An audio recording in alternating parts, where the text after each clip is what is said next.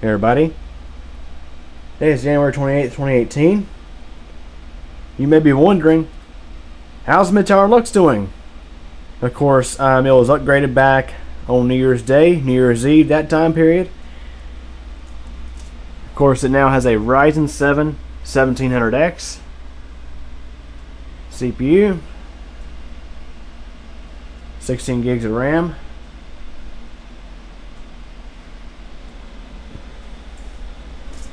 Let's see, M.2 SSD, and of course I have redone the water cooling system quite a bit as well. We now have a working floppy disk drive again, thanks to this add-on board from Hong Kong that required required a little bit of modification. I have to say MidTower Deluxe is doing pretty well. Now I did run into some issues early on. One of the biggest problems I had was with the water cooling system. This reservoir, you may have remembered in the video that I posted, I fixed a leak on it, which I have no idea how in the heck this thing got a crack in the side of it, because it's just weird. I can't seem to figure that one out.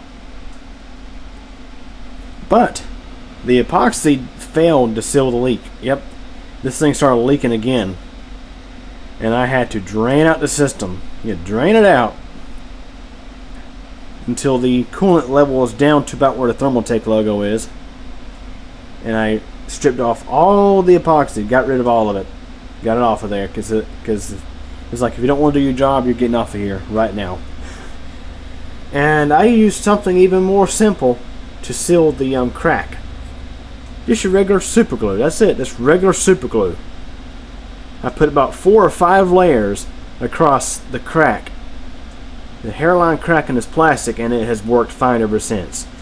Essentially what I did was I apply one layer, let it dry, apply another layer, let it dry, so on and so forth, until I had about 4 or 5 layers on there, and then I filled the system back up and all was well.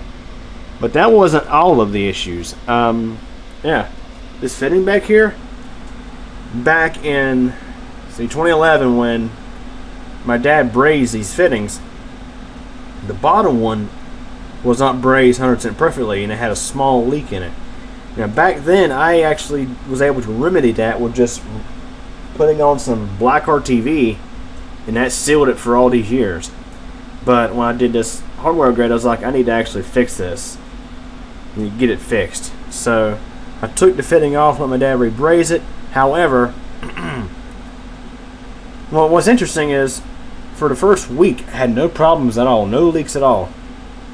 And then day 7, I happened to look up at the level indicator on this reservoir, and I see it's about half a centimeter below the high mark. I'm like, that's not right. I look back here, and I see a puddle of coolant around the back of the machine.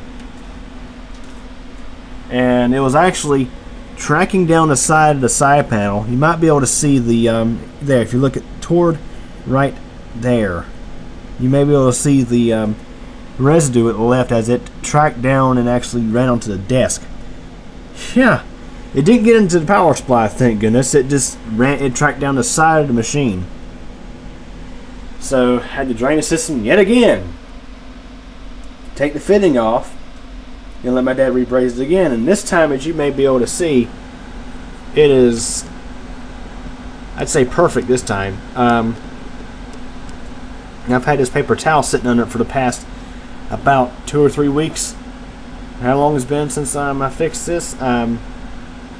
It's been sitting under there for all that time, and no leaks at all. So perfect. Now what's interesting about this radiator is, from my understanding, it was an automotive AC evaporator is what its original intentions was for.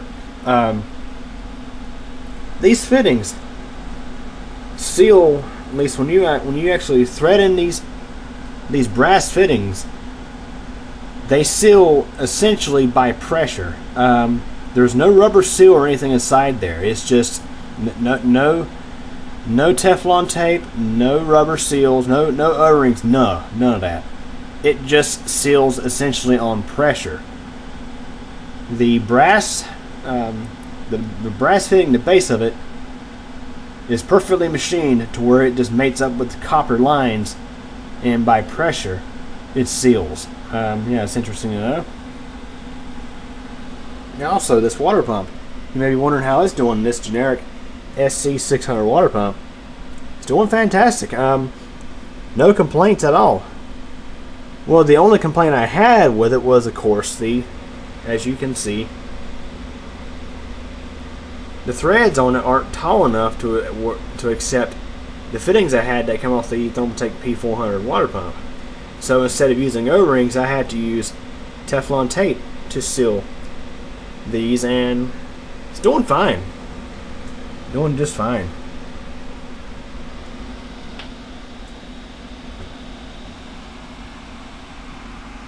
Let's look at the other side. And one thing I did, well, I also redid this up here to make it a little bit neater, but another thing I did was, since my fans previously did not have a tack lead going to the motherboard, I decided to wire one in place.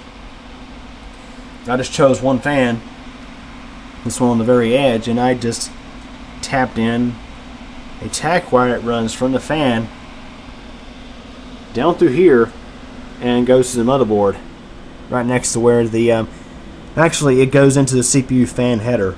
So when I go into a hardware monitor, the CPU fan speed is the radiator fan speed, and of course this motherboard also monitors the water pump as well. And I have it set to run the water pump at full speed. However, its motherboard can vary it. This motherboard is compatible with both PWM based pumps and just simply your 3-pin pumps like this one here. The pump itself, you can hear it a little bit, though you have to know what you're listening for. Let's say an average Joe walks in, they wouldn't notice the pump, but I can be standing, let's see, for example, right over here.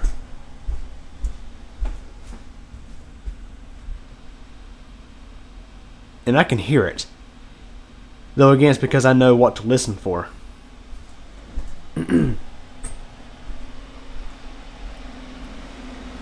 have to say I'm very impressed with this new hardware. The CPU itself is amazing compared to what I had. A whole lot more powerful than the FX8120. Now I have not actually started messing around with overclocking this CPU yet. I may do that sometime later on. I imagine this thing will probably overclock relatively well given the cooling system it has.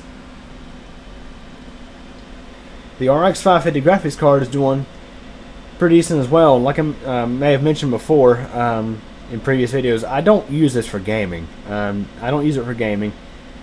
I use it primarily for video editing and stuff like that. Of course, as you know, I do videos for YouTube. And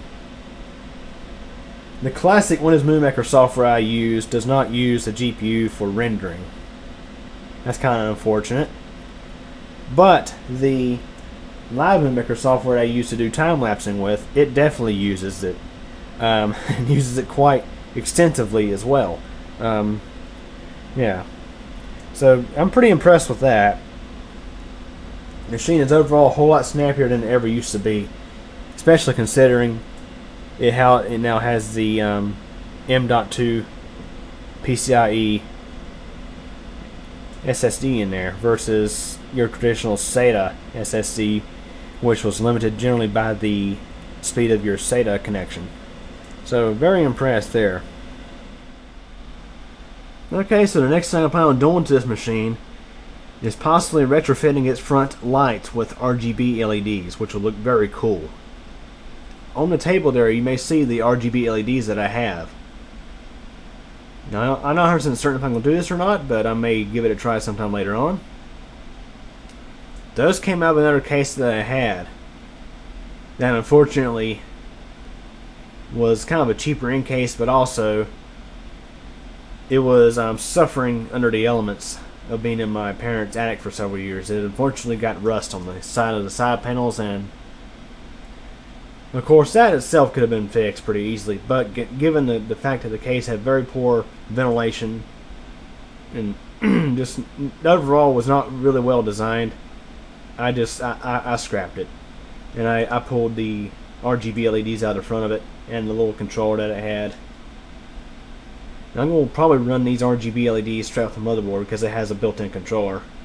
Now the way this will work is the upper two LEDs, the upper two blue lights will stay in place. However, the bottom two will get switched out. That's how it was in this other case. And I have to say, it looked really cool. Matter of fact, here's some video footage of how it looked. So yeah, very cool.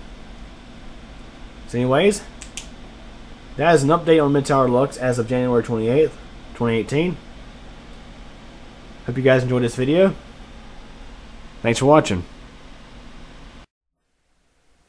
Hey everybody, I sure hope you guys enjoyed this video from Q Computer Channel.